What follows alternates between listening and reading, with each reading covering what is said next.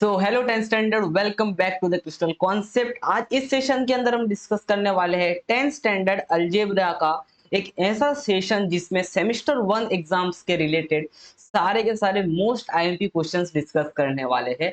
और ये सेशंस आपको हेल्प करेगा आपके बोर्ड एग्जाम तक। अगर आप ये पूरा सेशन अच्छे से प्रैक्टिस करते हो, जो भी क्वेश्चंस मैं आपसे प्रैक्टिस करवा रहा हूँ आप मेरे साथ प्रैक्टिस करोगे, और इस सेशन के अंदर दिए हुए सारे चैलेंजिंग क्वेश्चन अगर आप सॉल्व करते हो तो ये सेमेस्टर एग्जाम में 10th अलजेब्रा में आपको कोई भी टेंशन लेने की जरूरत नहीं है। ठीक है, हम इस सेशन के अंदर टोटल 4 चैप्टर्स के ऊपर फोकस करने वाले हैं। फर्स्ट, लीनियर इक्वेशंस इन two variable. Second chapter, quadratic equation. Third chapter जैसे आप देख पा रहे हो, financial planning. And fourth chapter, arithmetic progressions. तो इन 4 चैप्टर्स के इंपॉर्टेंट क्वेश्चंस हम इस सीरीज के अंदर, इस सेशन के अंदर डिस्कस करने वाले हैं। You will definitely like this sessions, आपके कॉन्सेप्ट बिल्डअप होंगे। इसके बाद मैंने एक कसम खाई है कि मैं कभी ये नहीं बोलूंगा कि देखो ये क्वेश्चन एग्जाम में आएगा, वो क्वेश्चन एग्जाम में आएगा। बिकॉज मुझे अब ये लगने लगा है कि हम सिर्फ एग्जाम के लिए स्टडी नहीं करते रहे हैं। कभी भी कोई टीचर पढ़ा रहा होता है, हमारा टारगेट होता है कि यार ये क्वेश्चन एग्जाम में आने वाला, मतलब इसमें ज्यादा ध्यान दे, अरे ये नहीं आने वाला इस पे ध्यान नहीं दे।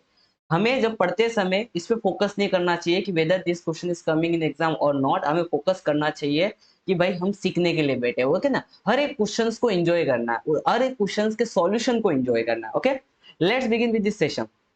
तो टाइप्स ऑफ क्वेश्चन, इस सेशन के अंदर हम किस टाइप के क्वेश्चन सॉल्व करने वाले। देखो इजी क्वेश्चन तो होंगे, लेकिन easy question as a challenge मैं आपको देने वाला हूं। तो ये वाला काम आपके लिए होगा। इस क्वेश्चन इस सेशन के अंदर हम बात करेंगे ज्यादातर मॉडरेट क्वेश्चन, मतलब इजी और हार्ड के बीच वाले क्वेश्चंस होंगे, वो डिस्कस करेंगे बहुत बढ़िया तरीके से।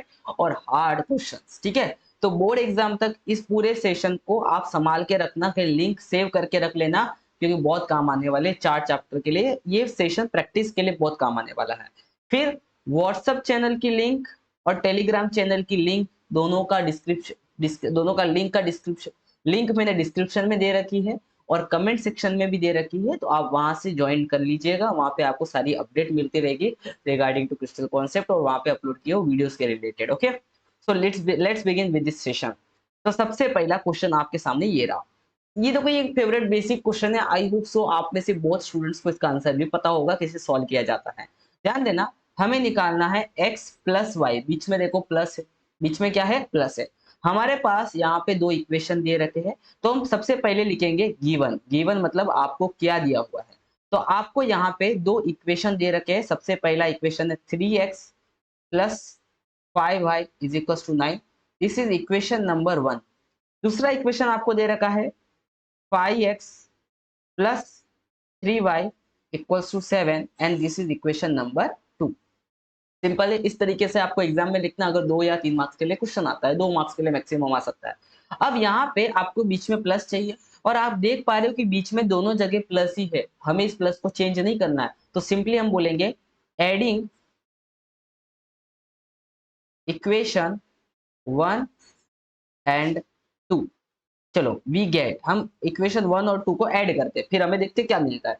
तो हम क्या करने वाले, इक्वेशन 1 क्या है, 3x plus 5y is equal to 9, और इक्वेशन 2 क्या है, 5x plus 3y equal to 7। हम नॉर्मली दोनों इक्वेशन को ऐड कर रहे हैं, तो हम यहाँ पे कोई भी साइन का चेंज नहीं करेंगे।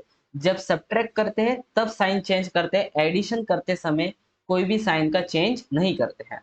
तो 3 प्लस 5 8x हो जाएगा, ये आपका 8y हो जाएगा, और ये आपका 16 हो जाएगा। क्या कॉमन निकलेगा यहाँ पे, यहाँ पे आप देख पाओगे कि यहाँ पे आपका कॉमन निकल जाएगा 8। 8 यहाँ पे कॉमन निकलेगा, अंदर बचेगा x plus y is equal to 16। ठीक है, अब क्या करेंगे, यहाँ पे 8 मल्टीप्लाई में है, तो इक्वल टू के इधर जाके क्या हो जाएगा, ये हो जाएगा आपका डिवाइड। तो therefore x plus y 16 divide by 8 कितना हो जाएगा, 2। तो इस तरीके से सिंपली हमने दोनों इक्वेशन को ऐड करके x प्लस वाई का वैल्यू निकाल दिया, है ना। मजेदार था, सिंपल क्वेश्चन था। आई होप ऐसे क्वेश्चन आप बहुत बढ़िया से सॉल्व करोगे। ऐसे क्वेश्चन बोर्ड्स वालों के लिए फेवरेट है, पूछे गए हैं बहुत बार। और आपको तो पता है, मैंने बहुत सारे क्वेश्चन पेपर सॉल्व किए, तो अब तो इतना आइडिया लग जाता है। बट आप इसको अच्छे से सॉल्व करना, ठीक है, प्रैक्टिस जरूर करना। चलो, tax levied by the central government for trading with a state, trading with a state, कौन सा टैक्स सेंट्रल गवर्नमेंट लगाती है while trading with in the state? तो IGST, CGST, SGST, UTGST। अब इतना सिंपल सवाल है तो आपको इसका आंसर कमेंट में कर लो पहले से, बराबर। कौन सा टैक्स लगाती है सेंट्रल गवर्नमेंट? वेरी गुड, वो लगाती है CGST। Okay, find the value of discriminant of the equation x square plus 10x minus 7 is equals to 0। तो सबसे पहले तो हम लिख देंगे कि भाई दिया हुआ इक्वेशन क्या है। तो गिवन इक्वेशन, जो इक्वेशन हमें दिया हुआ है यहाँ पे, वो है x square plus 10x minus 7 equals to 0। अब इस इक्वेशन को कंपेयर करना किसके साथ में? Standard form of quadratic equation के साथ में। तो ऑन कंपेयरिंग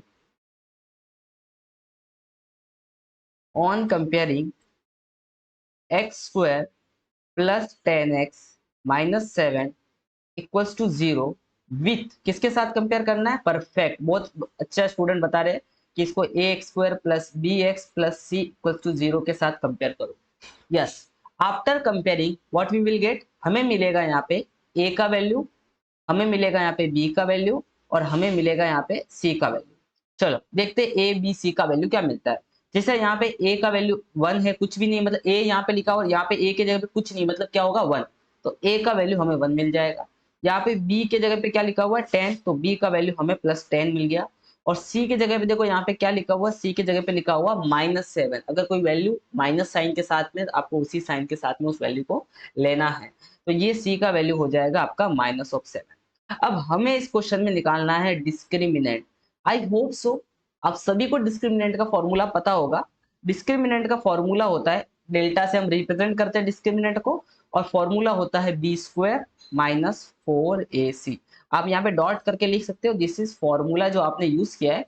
तो टीचर खुश होकर आपको पहले ही से ही 1 मार्क्स तो आपको मिल ही जाएगा। Okay, after using this formula आपको और कुछ नहीं करना, आपको वैल्यू पुट करनी है। यहाँ पे b का वैल्यू पुट करना है, यहाँ पे आपको 4, यहाँ पे a का और यहाँ पे c का वैल्यू पुट करना है। Let's put the value.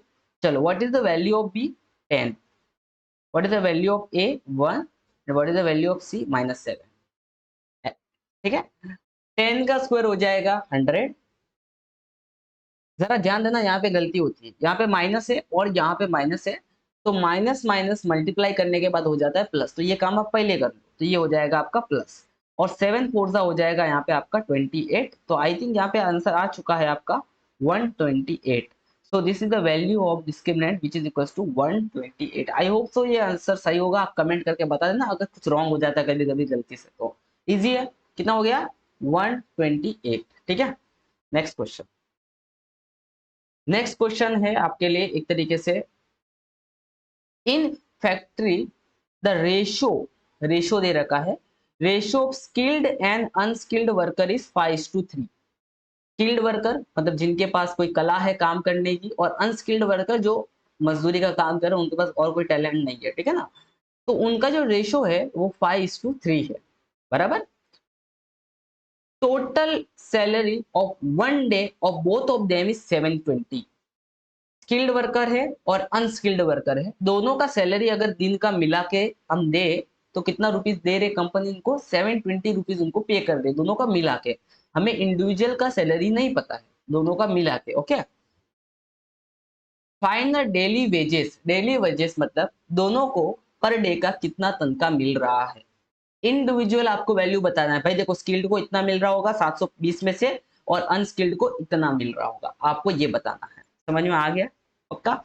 चलो, तो हम क्या बताएं, हमें यहाँ पे निकालना है डेली वेजेस। ओके, तो हम पहले एज्यूम करना पड़ेगा। क्या एज्यूम करना पड़ेगा?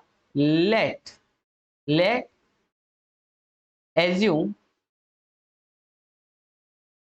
Salary of, you can say the per day, let assume per day salary of skilled worker।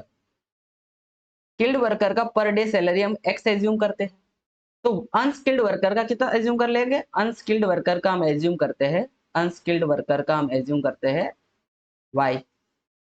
आगे स्किल्ड वर्कर का सैलरी हमने एज्यूम कर दिया एक्स और अनस्किल्ड वर्कर का सैलरी हमने एज्यूम कर दिया यहाँ पे क्या, वाई। दोनों बात को ध्यान रखना ये, चलिए। अब उन दोनों के सैलरी का the total salary of one day of both them is 720। तो total salary of one day both दोनों का मिला के बराबर कितना है, 720। सो आई कैन से दैट 720 कैसे होगा, 720 होगा x plus y equals to 720। Simple है, this is what equation number 1। बात समझ में आया। अब उनके सैलरी का रेशियो भी दिया, क्या दिया हुआ है, रेशियो ऑफ सैलरी किस किस का, skilled to unskilled, skilled worker और अनस्किल्ड वर्कर का कितना दे रखा है, वो दे रखा है 5:3। तो हम इसको इस वाले इक्वेशन को कैसे यूज करेंगे, देखो भाई स्किल्ड वर्कर कितना है, स्किल्ड वर्कर का सैलरी हमने एक्स मान के रखा है, अनस्किल्ड का वाई मान के रखा है, और दोनों के सैलरी का रेशियो कितना हो जाएगा 5:3। सिंपल है। तो यहाँ से हमें दूसरा इक्वेशन मिलने वाला है, सिंपली मल्टीप्लाई करेंगे यहाँ पे, तो ये हो जाएगा आपका 3x और ये हो जाएगा आपका 5y। अब 5y को इधर ले लेंगे तो ये हो जाएगा आपका 3x minus of 5y equals to 0। एक तो ये तरीका, बट आपको ये लाइन करने की जरूरत नहीं है, सिंपली मैं बताता हूँ क्या करना है आपको। यहाँ पे लुक एट दिस, यहाँ से आपको x का वैल्यू मिल जाएगा, यहाँ से आपको x का वैल्यू मिल जाएगा 5y अपॉन 3। x का वैल्यू कितना मिलेगा, देखो 3 को हमने डिनोमिनेटर में भेज दिया, क्लियर है, इसको बोल देंगे हम लोग 2। अब सिंपली यहाँ क्या करेंगे, पुट 2 इन 1। 2 में जो भी y x का वैल्यू है वो 1 में पुट कर लो। तो x का वैल्यू यहाँ पे हम क्या पुट करेंगे, x का वैल्यू हम 2 से पुट करेंगे 5y अपॉन 3। तो यहाँ पे आप पुट कर सकते हो 5y upon 3 plus y is equal to 7 of 20। Simple है। अब यहाँ पे 3 डिनोमिनेटर में है तो बोथ साइड हम 3 से मल्टीप्लाई कर लेंगे, तो ये हो जाएगा 5y प्लस ऑफ 3y, और 3 से मल्टीप्लाई करेंगे तो 7, इसको 3 से करते हैं तो ये 6 और ये 21, ये हो जाएगा 2160। 5y प्लस 6y ये हो जाएगा 8y, 2160। 8 यहाँ पे डिवाइड में चला जाएगा तो 2160 डिवाइड बाय 8। क्लियर है। तो 2160 को हम 8 से डिवाइड कर लेते हैं, तो 8 2 हो जाएगा 16, 11 में से 6 दिया तो 5, 6 बचा, 8 7 हो जाएगा 56, 0 बचा और ये 0 हम आगे लगा देंगे। तो यहाँ पे y का वैल्यू हमें मिल चुका है 270 रुपीज। मतलब y कौन था, अनस्किल्ड वर्कर का सैलरी हो जाएगा पर डे का 270 रुपीज। अनस्किल्ड वर्कर का सैलरी हो गया पर डे का 270 रुपीज। सिंपल है। अब स्किल्ड वर्कर का निकालना है तो ये वाला इक्वेशन हम यूज करेंगे जिसमें x is equals to 5y upon 3 लिखा हुआ है। तो यहाँ पे y का वैल्यू कितना आ गया 270 डिवाइड बाई 3। आपको पता है 3 1 जा 3 9 जा, तो ये 90 हो जाएगा। देखो 9 और 0, 9 5 जा 45 होता है, तो x का वैल्यू आ जाएगा 450। तो अनस्किल्ड वर्कर का, जिसके पास कोई कला है, उस वर्कर का सैलरी हो जाएगा 450। तो इसके लिए नई नई चीजें सीखते रहो और अपने आप को स्किल्ड बनाओ। अनस्किल्ड से किसके तरफ लेके जाओ, स्किल्ड वर्कर की तरफ लेके जाओ। तो this is very simple question जो हमें जीवन के ज्ञान को भी समझा रहा है कि हमें कैसे बनना आगे जाके। आई होप सो ये क्वेश्चन अच्छा लगा होगा। इसके साथ अपने वीडियो को लाइक भी कर दिया है, ठीक है ना। और डिस्क्रिप्शन में बहुत सारे क्वेश्चन पेपर का लिंक दे रखा है, वो भी चेकआउट कर लेना, ठीक है। अब कुछ चैलेंजिंग क्वेश्चन आपको दे देता हूँ। चलो पहले ये क्वेश्चन एक और बचा, इसको सॉल्व करते हैं। यहाँ पे आपको के का वैल्यू फाइंड करना, ये भी एक बोर्ड्स का फेवरेट क्वेश्चन है, सेमिस्टर में दिखना है, मतलब दिखना है, ठीक है। एक्स का वैल्यू 3 है और आपको बोला कि x is equal to 3 is a root of the equation. अपने जो इक्वेशन है उसका रूट है क्या, x इज इक्वल टू 3। तो एक काम कर लेते हैं ना, के x square minus 10x plus 3, ये तो हो गया हमारा गिवन इक्वेशन, गिवन इक्वेशन हो गया है ना। और यहाँ पे x is equal to 3 is a root, ये भी बात हमें दे रखी है। अगर x is equal to 3 root है तो ये इक्वेशन में पुट हम कर सकते हैं x के जगह पे। तो यहाँ पे जहां जहां आपको x लिखा है वहां पे आप पुट कर सकते हो 3। आप देख पा रहे हो जहां जहां x लिखा वहां पे आप क्या पुट कर लोगे 3। तो ये बन जाएगा आपका 9 ऑफ के, ये बन जाएगा 30, ये बन जाएगा प्लस 3 इज इक्वल टू 0, ये हो जाएगा आपका minus of 27 is equal to 0, तो यहाँ से हम इधर आ जाते हैं, तो 9 के -27 इक्वल टू के इधर जाके +27, 27 डिवाइड बाई 9, के का वैल्यू आ चुका होगा आपका 3। सिंपल। इतने इजी क्वेश्चन है जिनको आपको कतई छोड़ना नहीं है। इजी क्वेश्चन है, बहुत इजी क्वेश्चन है। एक्स के जगह पे 3 डाल दिया क्योंकि उसका वो रूट था। अब ये है आपके लिए चैलेंज नंबर 1। इस चैलेंज में क्या करना है, आपको दोनों क्वेश्चंस का के का वैल्यू फाइंड करना है और कमेंट में इस तरीके से आंसर करना है। C1 का फर्स्ट का आंसर है, जो भी आपका आंसर आएगा वो यहाँ पे टाइप कर लेना, और सेकंड का आंसर जो भी के का वैल्यू आएगा वो यहाँ पे आप टाइप कर लेना। तो मैं समझ जाऊंगा कि आपने चैलेंज नंबर 1 में का पहले का आंसर लिख दिया है और दूसरे का आंसर आपने लिख दिया है।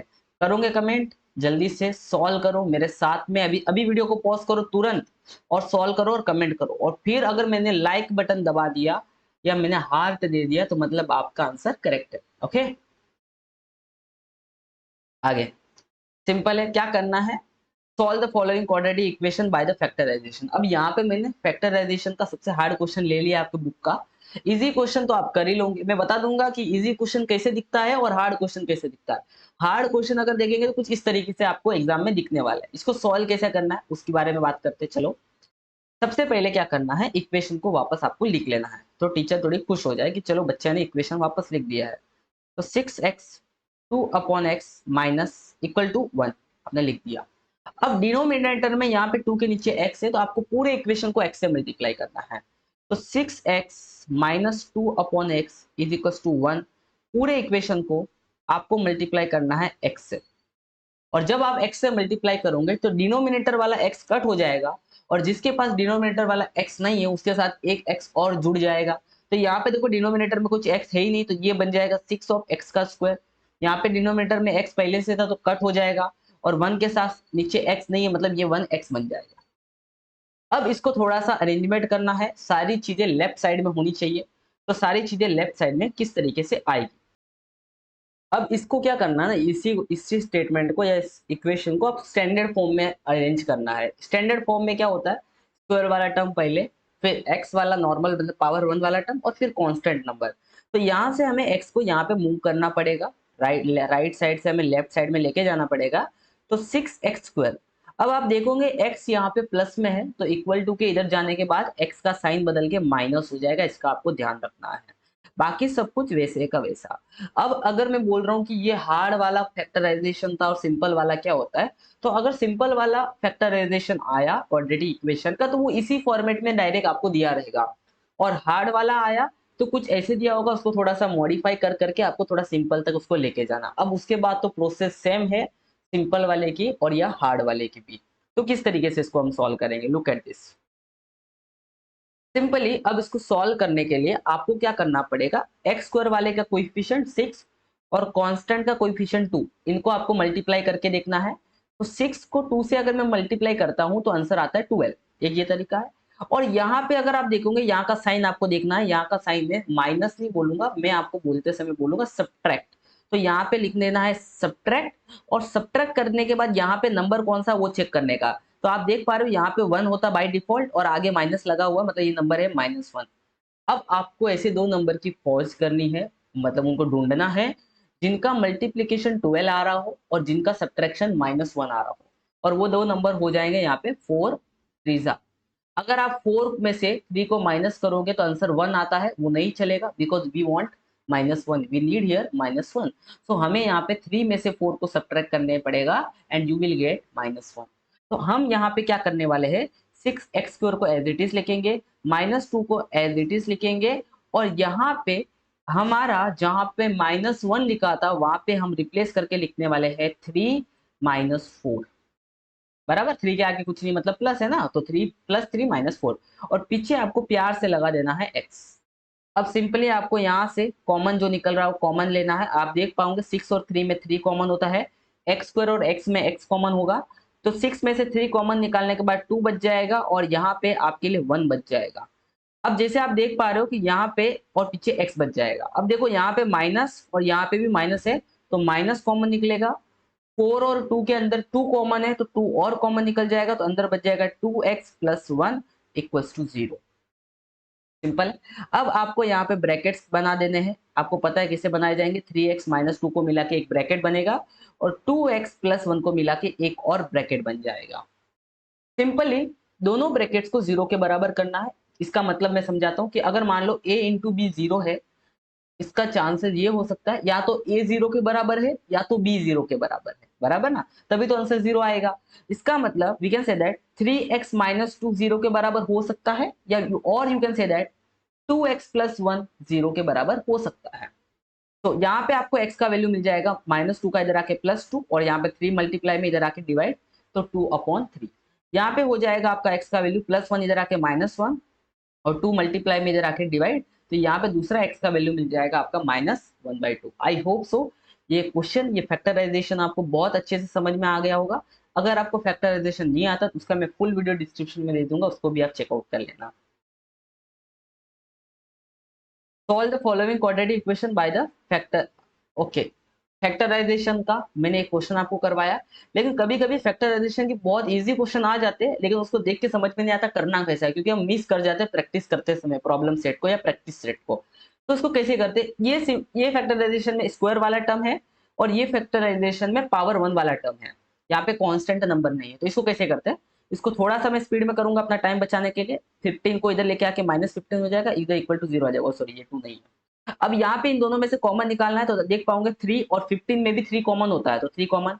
यहाँ पे y और यहाँ पे भी y कॉमन निकल जाएगा, तो अंदर बच जाएगा y माइनस 15 में से 3 कॉमन गया तो कितना बच जाएगा, 15 के मल्टीप्लीकेशन में 3 कॉमन गया तो फाइजा बच जाएगा इक्वल टू 0। अब इसको 0 के बराबर कर देंगे एक बार, और एक बार इसको 0 के बराबर कर देंगे। अब आप देख पा रहे हो कि 0/3 हो जाएगा और ये y इज इक्वल टू +5 हो जाएगा, तो एक y का वैल्यू 0 आ जाएगा और एक y का वैल्यू आपका +5 आ जाएगा। तो इस तरीके से इतने सिंपल क्वेश्चन को आपको कभी मिस नहीं करना है, ठीक है। नेक्स्ट क्वेश्चन, इस तरीके का भी फैक्टराइजेशन आता है, इसको कैसे करते हैं। एक्स स्क्वायर है, 3 को इधर लेके आके 0 हो जाएगा। अब इस 3 को क्या करना है, इस 3 को डालना रूट में, बट ऐसा तो हम नहीं कर सकते, मन चाही बातें तो नहीं चलेगी। रूट में डालने के बाद वापस स्क्वायर करना है, क्योंकि √3 का स्क्वायर वापस 3 होता है, तो उसको लिखने में कोई दिक्कत नहीं है, वो सिर्फ हम अपने कन्वीनियंस के लिए कर लिया। अब आपने बचपन में फॉर्मूला पढ़ा होगा, a square minus b square, वो होता है a plus b, a minus b. तो ये हो जाएगा x plus of √3, x minus of √3 equals to 0। बाकी आपको पता है, एक बार इसको 0 एक बार इसको 0, तो यहाँ से x का आंसर एक मिल जाएगा आपको माइनस ऑफ √3 और x का एक आंसर मिल जाएगा आपको प्लस ऑफ √3। तो आई होप सो ये क्वेश्चन भी आपको समझ में आया। तो फैक्टराइजेशन के तीनों क्वेश्चंस हो सकते, पॉसिबल तीनों क्वेश्चंस मैंने सॉल्व करवा लिए हैं। क्वेश्चन नंबर 9, फॉर्मूला मेथड से क्वेश्चन सॉल्व करना है, और इसी क्वेश्चन को करते समय हम लोग नेचर ऑफ रूट भी बताना है। तो इस क्वेश्चन को करते करते आपके 3 अलग अलग तरीके के क्वेश्चंस की प्रैक्टिस होने वाली है, ठीक है। चलो, सबसे पहला काम है इस क्वेश्चन को स्टैंडर्ड फॉर्म में कन्वर्ट करना। किस में कन्वर्ट करना, स्टैंडर्ड फॉर्म। जैसे मैंने बताया, या तो क्वेश्चन बड़े सिंपल फॉर्म में पहले से दिया रहेगा, या तो फिर आपको स्टैंडर्ड फॉर्म में कन्वर्ट करने के बाद आपको इस्तेमाल करना है। तो सबसे पहले मैंने हार्ड क्वेश्चन ले लिया। आपको सिंपली क्या करना है, नीचे देखो यहाँ पे 3 दे रखा है, तो आपको पूरे क्वेश्चन को 3 से मल्टीप्लाई करना है। तो आप समझ गए कि y के आगे भी 3 लग जाएगा, और जिसके नीचे पहले से 3 दे रखा है वो बेचारा अकेला हो जाएगा, और 3 नहीं है उसके पीछे, 3 से मल्टीप्लाई करके 6 हो जाएगा। 2 को 3 से मल्टीप्लाई किया 6। अब इसको स्टैंडर्ड फॉर्म में कन्वर्ट करने के लिए 6 को हमें यहाँ भेजना पड़ेगा, तो आप देख पाओगे ये बन जाएगा आपका 3y² plus y minus of 6। Now look at this, ये क्वेश्चन पूरा स्टैंडर्ड फॉर्म में कन्वर्ट हो चुका है। अब इस क्वेश्चन को क्या करना है, कंपेयर करना है। किसके साथ कंपेयर करना है, compare with ax² plus bx plus c equals to 0 के साथ में। कंपेयर करने के बाद वी गेट, हमें यहाँ पे a का वैल्यू मिलेगा 3, b का वैल्यू आप देख पा रहे हो कितना मिल रहा है 1। देखो y के आगे क्या है 1, और c का वैल्यू आपको कितना मिलेगा -6। परफेक्ट, बिकॉज y माइनस लगा हुआ है, नहीं तो आप मिस कर जाओगे माइनस को। यहाँ पे हो गया। अब आपको फॉर्मूला मेथड से बोला है, तो आपको फॉर्मूला मेथड ही अप्लाई करनी है, हीरोगिरी करने नहीं जाना, ठीक है। Only formula method. अगर कुछ नहीं बोला है तो आपको जो भी मेथड प्यारी है आप अप्लाई कर सकते हो, बट अगर क्वेश्चन में पहले से बोला हुआ है, you have to apply formula method. तो now what is formula method. तो यहाँ पे होता है फॉर्मूला मेथड में आपको 2 रूट्स मिलते हैं, तो लेट से एक अल्फा और दूसरा होता है बीटा, या कभी कभी हम नॉर्मली एक्स लिखते हैं। तो फॉर्मूला मेथड क्या होता है, -b plus minus under root of b² - 4ac/2a। ये होता है फॉर्मूला मेथड। लेकिन मेरा रिकमेंडेशन होगा ये फॉर्मूला मेथड यूज करते समय सबसे पहले आप अलग से B square minus four a सी आप अलग से निकालो, जिसको हम डिस्क्रिमिनेंट बोलते हैं। B square minus four a सी को क्या बोलते हैं? डिस्क्रिमिनेंट, और उसको डेल्टा से हम लिखते हैं। तो let's find b square minus four a c अलग से। तो बी का वैल्यू कितना है? 1, माइनस ए का वैल्यू 3 और सी का वैल्यू -6। तो आप यहाँ पे फटाफट थोड़ा सा मैं कर लेता हूँ, माइनस माइनस प्लस हो जाएगा। 6 3 जा 18 और 18 4 जा, भाई मेरे को तो नहीं आता टेबल, तो मैं इज्जत से ऐसे कर लूंगा 72। सही है। And this is become 73। चलो कोई मिस गलती तो नहीं हो? हाँ, पर परफेक्ट 73। अब यहाँ पे एक बार चेक करना है कि अगर आपका डिस्क्रिमिनेंट 73 आया, मतलब क्या हुआ कि B square minus four a C 73 zero से बड़ा है कि जीरो से छोटा? जीरो से बड़ा है। और अगर डिस्क्रिमिनेंट जीरो से बड़ा होता है तो हम बोलेंगे roots are real and unequal. क्या बोलेंगे? Roots are real and unequal, और इसी को बोलते हैं नेचर ऑफ रूट। और अगर ये जीरो के बराबर आ जाता तो हम बोलते हैं roots are real and equal. और अगर ये जीरो से छोटा आता तो हम बोलते हैं रूट्स आर नॉट रियल। ठीक है, इतना सिंपल है। चलो इतना काम हो गया। चलो अब हमारा फॉर्मूला इस्तेमाल करना है हमें।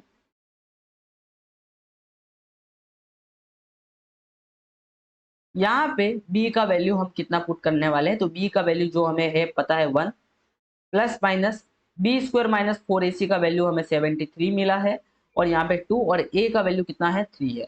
तो यहाँ पे आप देख पाओगे -1 plus minus root of 73 upon 6, और ये हो गया आपका फॉर्मूला मेथड से सॉल्व किया हुआ आंसर।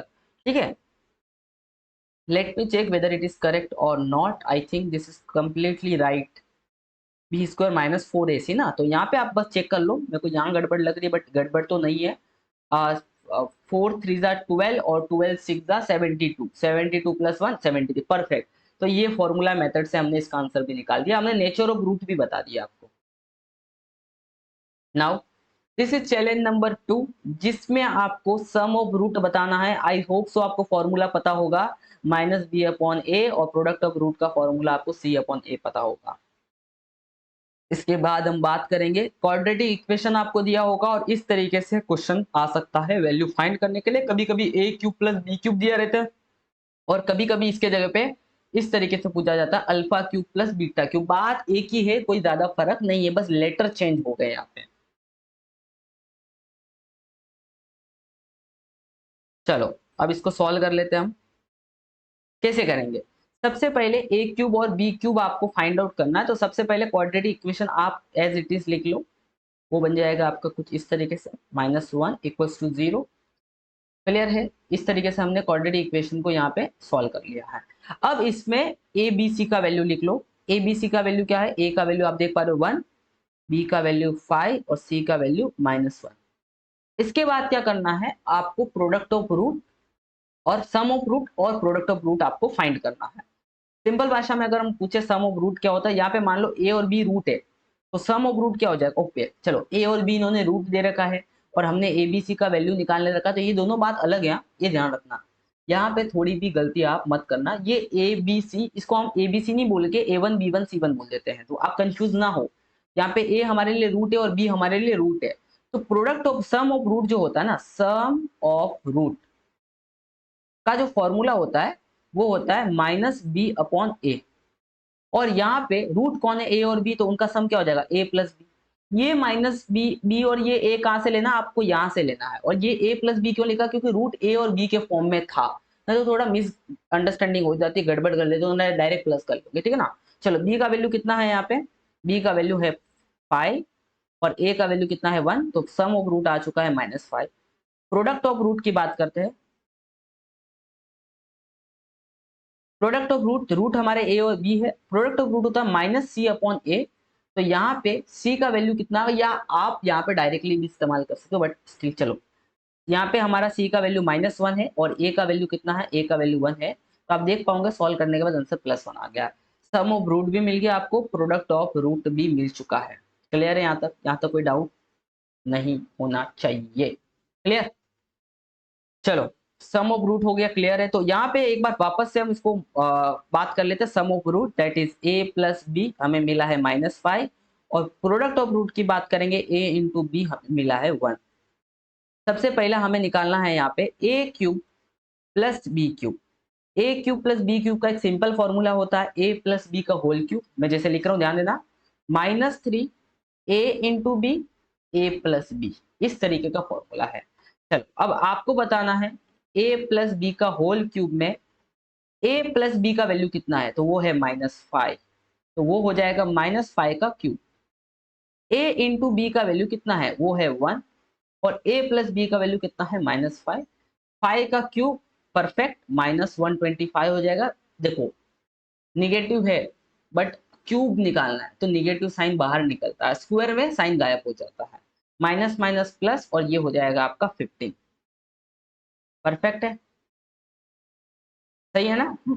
अब देखो -123 प्लस 15, तो -123 प्लस 15, तो यहाँ पे सब्ट्रैक्ट करना है, तो 123 में से 15 माइनस करना है, तो 13 में से 5 गया तो 8, 1 में से 1 गया तो 0, और ये वहाँ पे 1 वैसे का वैसा, और बड़े वाले का साइन लगेगा तो -108 आपका आंसर आएगा।